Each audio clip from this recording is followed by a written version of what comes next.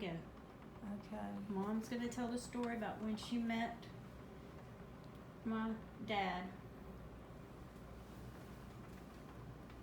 And Kendall is waiting to hear. She's so excited. Kendall loves to hear these stories. All right, here we go, Mom. You're on. Okay. This is April the 24th, 2019. April 25th. 25th. Yeah, it's the 25th. April the 25th, 2019. And we're at Shands Hospital in Gainesville, Florida.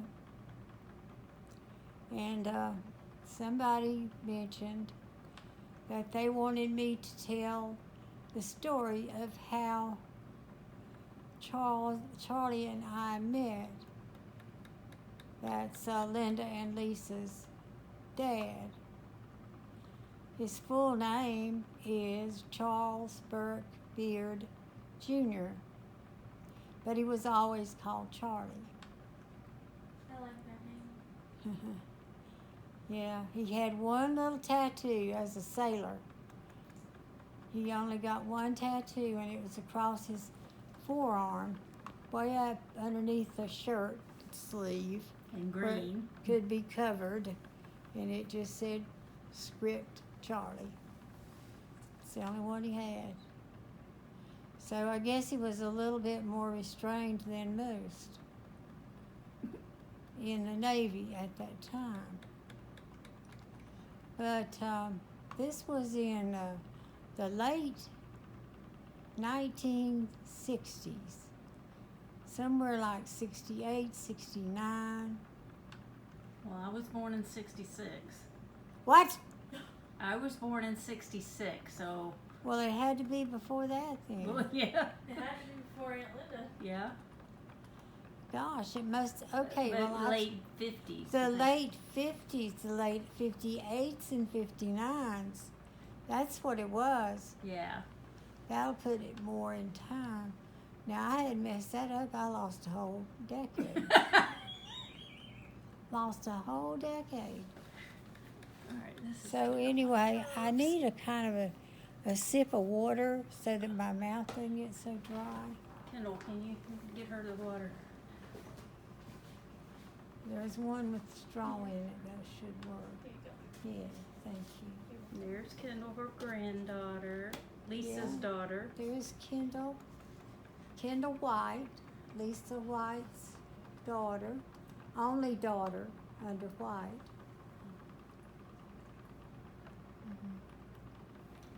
And she's visiting me here up at Shands. You gonna hold on to it? Or Yeah. You want me to put it back? No, Hold I'll on just to hold it. Okay. And they wanted to hear this story for some reason. I don't know What's why. your name for some reason? We gotta get it chronicled. I hadn't thought of it in ages. But Lisa was also asking what is it good about some of these bad things that happen to people. And this is some of it. This is some of it. It gives you the opportunity to do things and say things that you wouldn't, because nobody would be thinking about it. Nobody would be in a room together. Everybody would be flittering off. So it brings everybody together so that something can be made a record of. And matter of fact, I had several little prayers recently, and that was one of them. That I would be able to say some things, pass on some things that wouldn't just get lost in the shuffle when I go. And I had no idea, of course, that it would have to take all this to do it. But it might have been the only thing that would have done it, when you think about it. So anyway, that was one. I consider it an answer to prayer. So anyway, back to Charlie. He was born in, I think he was born in Houston, Texas, but he spent his whole entire life in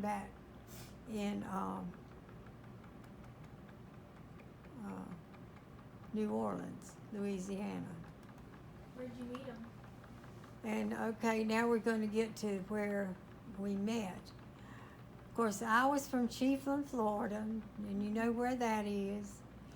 And I don't believe I'd ever left. May have gone to Jacksonville, Florida. I know I'd probably been to Tampa, Florida. That's it. That was my travels. Oh, and I take that back. Daddy took me to Miami Beach one time. But it was all in the state of Florida. And we went up to a little place in southern Georgia where some of my relatives lived and visited them one time and went to a reunion there. So that's about the travels that I had. And so I didn't know anything at all about anything. And here's Charlie. He's already raised in a kind of a wild town. Party town. Party town, wild town, drinking town. A town where anything goes. Nobody worries about anything. And of course in Chiefland everybody worries about everything because everything has to be just so. And that's the way I was raised. Him, the opposite. So anyway, as to how we got together, when I graduated high school, I was sent to Jacksonville, Florida, to go to a secretarial school to learn how to be a secretary. And my mom and daddy had set me down and said, now, if you want to go to college, we'll send you to college. If you want to go to this trade school, we'll send you to the trade school. But you're going to do something, one or the other. So I chose the trade school. It was only about a year long and seemed pretty easy because that was things I was good at. So I chose that. So I went up. They took me up there to Jacksonville and put me off at somebody's house that was supposed to be taking care of me. This was called Mildred and Glenn. And they were very nice people. They were very fine people. But we didn't jive along too well because they thought that I should sit every night and watch Rawhide with them. And they were highly upset and saddened when I wouldn't do that. When I would go to my room, close the door, and start studying. Well, I thought I was there to study. I wasn't there to watch Rawhide. But they really got bent out of shape about that. They even told Mother and Daddy I was not sociable. They told on me for a lot of things that I didn't do anything to deserve. And so, anyway, that was just a part of where I lived. And so, I lived at this house here, and something didn't work out well. So then I begged Mama to move me to this boarding house, which was uptown Jacksonville. And it housed girls that went to these different colleges, different schools, like secretarial schools. They had 2 or 3 of them there in Jacksonville. And the girls stayed there. It was a big house that had many bedrooms. So you rented a bedroom. And there was a house, what do you call them? a house mistress that took care of the house and made sure that the girls got in at night, had a certain curfew, and they cooked breakfast in the morning. They served one meal. So you could get up real early, about 5:30 or 6, and eat breakfast if you wanted it. And after that, you were on your own to eat stuff, whatever you wanted to eat. Do you want to tell who, Grandma and Grandpa, their names, so we can get those on record? Your mom and dad? My mom and dad, yeah, to do that. Okay, my mother and daddy was Franklin and Sarah Rogers. Rodgers. Correct. Mama's maiden name was Sarah Lewis. And she was from Williston, and Daddy was from Chiefland. At least they were from the same area. And so that's the way it came about. And I was going to school there. And here I wasn't afraid of anything, though, even coming out of nothing there. I didn't know a thing about a big city. And Jacksonville's a pretty big city. It was then, too. So I'd get up in the morning and I would walk. It was a good walk down to the school because they didn't have any car. So I would walk down to it. Coldest place in the world is Jacksonville. Trying to walk around those streets. It froze me to death. But anyway, that was the way that was panning out. And so at the school, I had a friend that I had met there. And she had a boyfriend. And her boyfriend had a friend. And her boyfriend was Charlie. Her boyfriend's friend was Charlie. I was about to say, you stole her man. No, I didn't. So she arranged for a blind date to see if we shouldn't go on a blind date. We both needed a date, and so that's what happened. They got us together, and we all went on a date. And on that date, I don't really remember what happened in particular. It was probably nothing. We just tried to introduce each other and stuff like that. And I probably didn't say a word because I was so shy. So I doubt I said anything at all. And so that passed on by.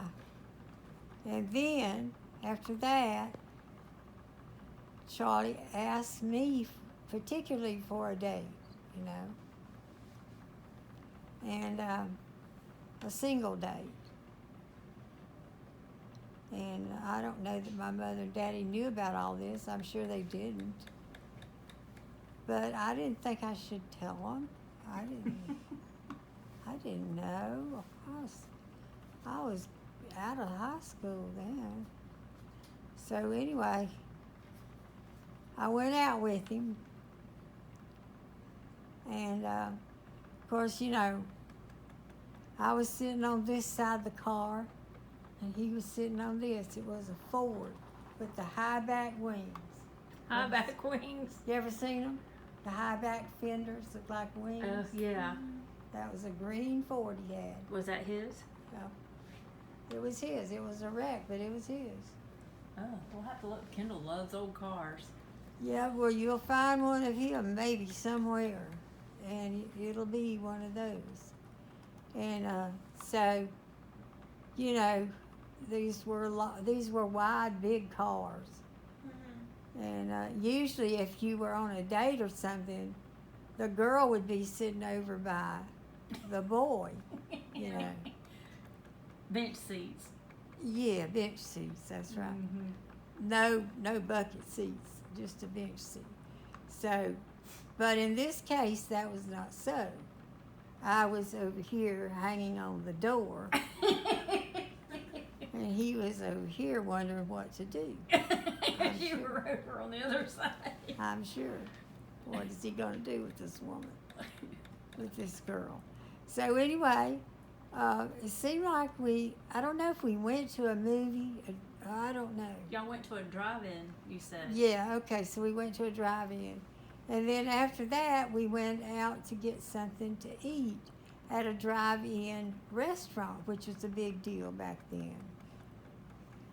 You just go drive up to the restaurant, they'd bring your food out and sit it on the window, and then you would have it. A car hop. Is that what it is? Mm-hmm. Car hop. So, he said, what did I want to eat? And I said, well, I don't know. He said, well, how about a pizza and some beer? And I said, listen, I don't drink beer, and I've never eaten a pizza in my life. Never eaten a pizza, and I hadn't. I don't even know that I'd seen a real pizza. We didn't have them in Chiefland. We did not have them in our home. There was no frozen pizzas. There were just no pizzas. I guess Jacksonville, Florida might have been the nearest place that had them. So, I was offended by that he asked me if I wanted beer. Showed he didn't know me very well. And so I think he was offended that I didn't want beer. So there we were. And I think that was kind of cut kind of short. Just take me home, you know. But I thought that'd be the end of that, because I wasn't going to put up with nobody drinking beer. I was not going to do it. So I just wiped him off, sort of. Unless he was willing to change his ways from that, I was not going to do it. So anyway, I think he took me home, and some of this is kind of vague, but I think he took me home, and then he was in Jacksonville, in port. He was stationed on the U.S. Forrestal aircraft carrier, and so they had come into port there in Jacksonville. They had been out for 6 months. And when he was in port, that was when all this took place. So he was getting ready to ship back out. So we didn't have a whole lot of time to decide what we were going to do, if anything. So he went on back on the ship, and I didn't see him again. I don't know for how long, quite a long time, before they came back in again. But in the meantime, while he was out there, he wrote me a letter. He wrote me a letter. I didn't think I'd ever hear from him again. You thought that was it. Yeah. Pizza and beer came between you. He wrote me a letter and said, I don't know, he was explaining something about, he didn't have to drink beer. Aww. And he just didn't know that I didn't like it, and stuff like that. So he had a little bit of explanation like that, and he said, and I'd like to ask you a question, and I'd like to know if you would marry me. That's sweet. And so I said to myself, marry you? I don't hardly know you at all. But he was cute. Mm-hmm. He was a very good-looking guy. I still think to this day he's a good-looking guy. And that's what hurts me to see him, because it reminds me of those days. I know, the good days. They were good days. Mm-hmm. You were quite a catch yourself. Beautiful. Well, I don't know about that. I was sure not still wet behind the ears, that's for sure. Raised up by strict Baptist parents that didn't allow for anything.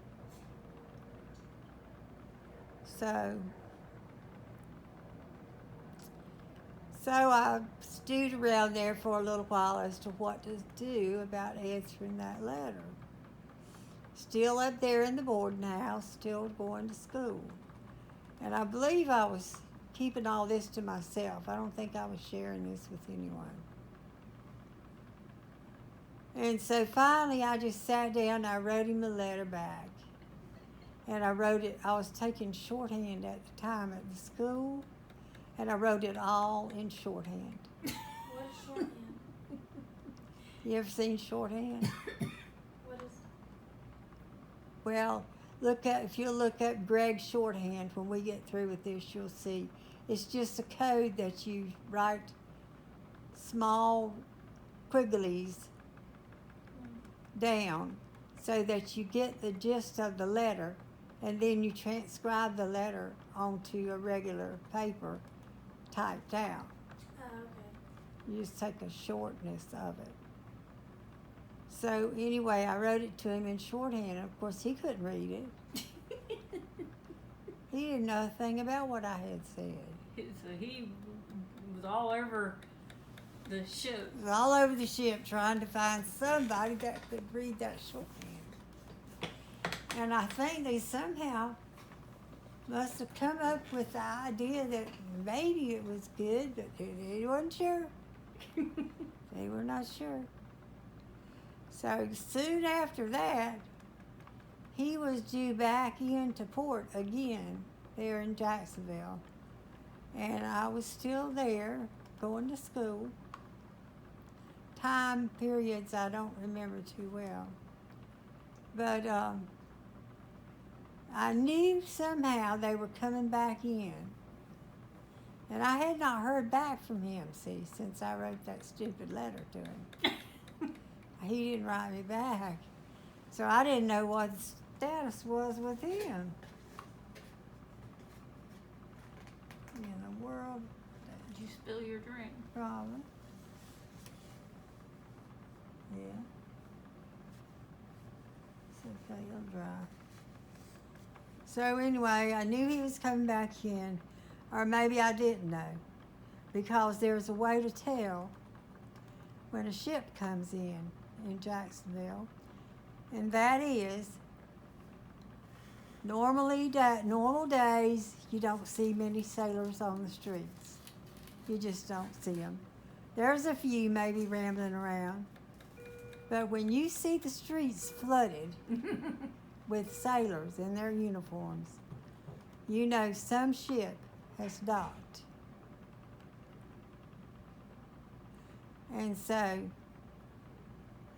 if you want to know which ship it is, all you have to do, if you can just look closely enough to catch the emblem on the side of the arm, it tells you which ship it is. So I realized by looking at other people's badges that the forestall had come in. And they just don't let a few in, they all come in. So I knew that he was there somewhere. But I hadn't heard from him. And I didn't hear from him for quite a little while. And so I remember just laying up in the bed in that boarding house. And I guess I must have been kind of liking him by then, even though I was acting a little stupid about it, trying to be coy. And Hard so, to get. Hard to get. Yeah, very hard, even into codes. Even into shorthand. So anyway, I remember being really, really heartbroken that I thought I had messed the whole thing up, and that he really wasn't going to get in contact with me that time when he came back in. And that was going to be the end of that. But then, somewhere up in the night, the telephone rang. We didn't have private telephones. We had this main telephone downstairs. And they would call there, and asked for the person to come down. You would come down and talk to him. So that's what happened. And so he wanted to come by and pick me up. So I said, okay. So I said, okay. Well, I was just really overjoyed at that point. Aw. Yeah, I was really overjoyed at that point. So anyway, we went out that night. And I was trying to explain to him what the words meant. And he was a little bit pissed off because he couldn't read it. He says, you don't know what you just don't know what a position this has put me in. Because he didn't know if it was yes or no. I know it. He didn't know if it was yes or no, and he didn't have a way to find out because you couldn't do anything but write letters. You couldn't call. You couldn't do nothing. So, I guess we finally came to the agreement that, he popped the question. I said yes. And from then on, we were engaged. And he didn't have a ring, of course. He didn't have anything. He didn't have a pot to pee in. Not a pot to pee in. Oh, I wish this thing wasn't beeping. Yeah, it'll just keep beeping. So anyway, I don't remember either how long he stayed in port, but it might have been a good little while. But at any rate, he was getting ready to be stationed over in Pensacola, Florida. So he was getting ready to pack out of Jacksonville and go to Pensacola, which he did do. And I stayed in Jacksonville because I hadn't finished school yet, and he wasn't finished with his military duty either. So that's the way we had to have it for a while there. And there would be some days, some weekends, as far as that is, I would ride a bus over there for a weekend. It would take a day to get there and a day to get back. Goodness. Yeah. Took all the time riding. Wow. But then one time I do remember, when I got over there and it was time to get back on the bus, I begged him hard to take me back. I said, I just can't stand to get on that old lonely old bus and drive back over there. So finally I talked him into it, so he drove me back to Jacksonville and then turned around and drove back to Pensacola. So that was pretty much that part right there. And sometime where he was there in Jacksonville, he brought me a little bottle of expensive perfume. And it was real perfume called Joy. Oh, wow. Don't you still get that? Yeah, I got some recently just Aw. because of that. Because that was the perfume he brought me. Aw. And so that was a gift that he gave me, that he did give me, but no rings or anything like that. And then at some point in the way, though, we were looking at rings, and he got a nice little ring set. He bought it. Had to put it on payments. Where is that? It's silver, right? Yeah, but I don't have it anymore. What'd you do with it? I don't know. I think I pawned it. Oh. Isn't that awful? Well, you probably came on hard times and you needed. I did. I needed the money. Yeah, that's all. It wasn't that bad, but it wasn't that great either. That was, worth a whole lot. But anyway, he got the rings, and that point, you know, we knew we would be living in Pensacola when we got married. And the other thing that we had to do, we had to clear it with my mother and daddy because they didn't know anything about all this stuff. I don't even think they'd met him. We're just out there making all these plans, and I don't think Mom and Daddy knew anything about it. So anyway, this is where the funny part comes in. When we went to Chiefland, he was going to go to Chiefland to meet Mom and Daddy. And he was going to go down to Manatee Springs and walk Daddy down the plank there, the boardwalk, and ask him for my hand in marriage. And that was just the way he was going to do it. He was going to do it right. Aww. Yeah. So the night, though, that we came up there to meet Mom and Daddy, well, guess who was there? Who? Bud Pardon. Oh no, that was your old boyfriend? Yeah, he was there. He didn't know I was seeing this guy either. Oh. Nobody knew about him, and so here he comes. I pop him up there, you know. And I didn't know what to do. I was in a frenzy.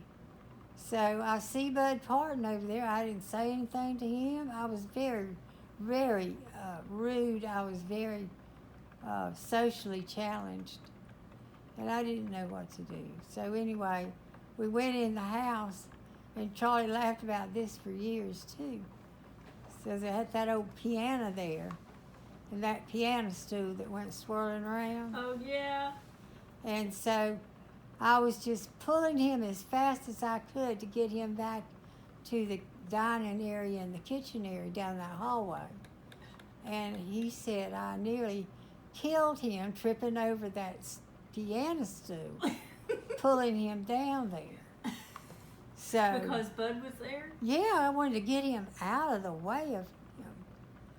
Just let's leave him Well, on the what was front. Bud doing there? Well, he probably just thought he'd drop by. He didn't know I had Were y'all broke up? I don't think so. It was a bad deal. I don't think we were broke up. It probably in my mind we were broke up. Yeah. But I don't think I told him. Oh, I don't guess think he I found informed out. him. I don't think I informed him. But anyway, I don't remember exactly what happened, but my daddy laughed about it too.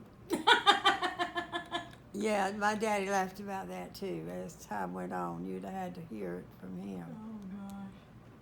But anyway, then I don't remember if it was that same day, it might have been, or the next day, or another trip even. We went down to Manatee Springs State Park, and I introduced them all, you know, because they had been introduced, and Charlie said, I'd like to speak to you, Mr. Rogers, if you don't mind.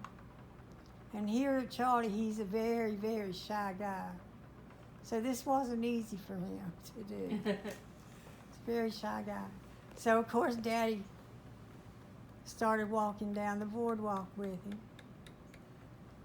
Not knowing what was happening, but kind of guessing. Maybe. Kind of guessing at the same time because he had seen some things that made him think that the boy cared about me, you know. Oh. So that had made him feel okay, I think.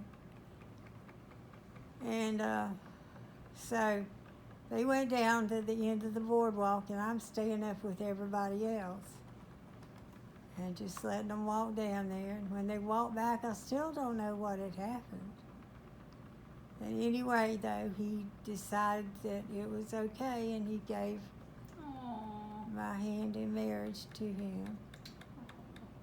And Daddy didn't know the boy, but they were smart enough to know that if I was going to marry him, I was going to marry him. They knew that stubbornness in They you. knew, and so Yeah. I think that's where I get it. Oh yeah. I think we it is, both too. do. Yeah. All right, well, are we done with the story? My hand hurts. Well, I bet it does, but we could stop right there for We'll sure. take on another story later. We could start another, maybe the second half of it as to the wedding and things of that nature, and maybe the early babies and things. Yeah. Yeah.